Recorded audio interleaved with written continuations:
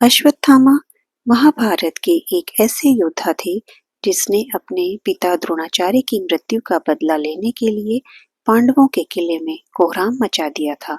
पौराणिक मान्यताओं के अनुसार अश्वत्थामा को अमृतत्व का वरदान प्राप्त था और कहते हैं वो आज भी पृथ्वी पर जीवित है।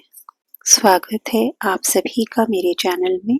श्री हरि और माँ लक्ष्मी जी की असीम कृपा आप और आपके परिवार पर सदैव बरसती रहे, इसी शुभ मंगल कामना के साथ आइए जानते हैं अश्वत्थामा जी के बारे में। अश्वत्थामा पांडवों और कौरवों के गुरु द्रोणाचार्य के पुत्र थे।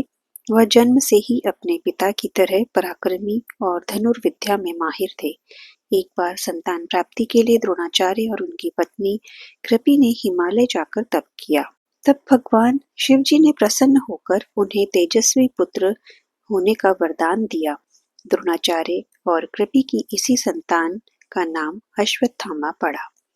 ऐसा कहा जाता है कि यह महाभारत के इकलौते ऐसे किरदार हैं जो कलयुग में आज भी जीवित हैं। वैसे तो द्रोणाचार्य पांडव और कौरवों दोनों के गुरु थे, लेकिन महाभारत में द्रोणाचार्य कौरवों की तरफ से लड़े थे। महाभारत के युद्ध में भीष्म पितामह के शरशैया पर पड़ने के बाद उन्होंने कौरवों की सेना का नेतृत्व किया।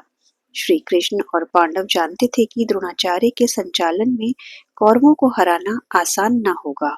तब श्री कृष्ण ने इसका भी तोड़ निकाला। योजना के अनुसार युद्ध में यह बात फैला दी गई कि अश्वत्थामा मारा गया, जबकि भीम ने अवंती राज के एक हाथी अश्वत्थामा को मारा था। बेटे की मृत्यु की बात सुनकर द्रोणाचार्य टूट से गए और उन्होंने युद्ध भूमि में हथियार छोड़कर बेटे की मौत पर शोक मनाना शुरू किया। तभी मौका पाकर राजा द्रुपद के बेटे धृष्टद्युम्न ने गुरु द्रोणाचार्य का सिर धड़ से अलग कर दिया। जब अश्वत्थामा को कृष्ण और पांडवों की इस चाल का पता लगा तो वह अपना आपा खो बैठे। पांडव नहीं जानते थे कि गुरु द्रोणाचार्य ने अर्जुन के अलावा अश्वत्थामा को भी ब्रह्मास्त्र चलाना सिखाया है। पिता की मृत्यु से क्रोधित अश्वत्थामा ने जैसे ही नारायण शस्त्र चलाने का फैसला किया, पांडव डर से सहम से गए। नारायण शस्त्र निकालते ही आसमान से पांडवों की पूरी सेना पर तीर निकल आए, लेकिन श्री कृष्ण ने यहाँ भी पांडवों को बचा लिया। श्री कृष्ण जानते थे कि नारायण शस्त्र का निहत्तों पर कोई असर नहीं होता है और इसका उपयोग सिर्फ एक बार ही किया जा सकता है। कृष्ण के इसी संदेश के कारण पांडव बच गए और अश्वत्थामा का नारायण शस्त्र भी बर्बाद हो गया। महाभारत का युद्ध समाप्त होने के बाद अश्वत्थामा ने पांडवों से बदला लेने की योजना बनाई। अश्वत्थामा ने धृष्टद्युम्न को मार डाला। उसने द्रौपदी के पुत्रों को पांडव समझकर मार डाला। उसने उत्तरा को भी मारने का प्रयास किया ताकि अर्जुन का वंश ही समाप्त हो जाए। तब श्री कृष्ण ने गुस्से में आकर, क्रोध में आकर अश्वत्थामा को चिरकाल तक धरती पर भटकने का श्राप दिया।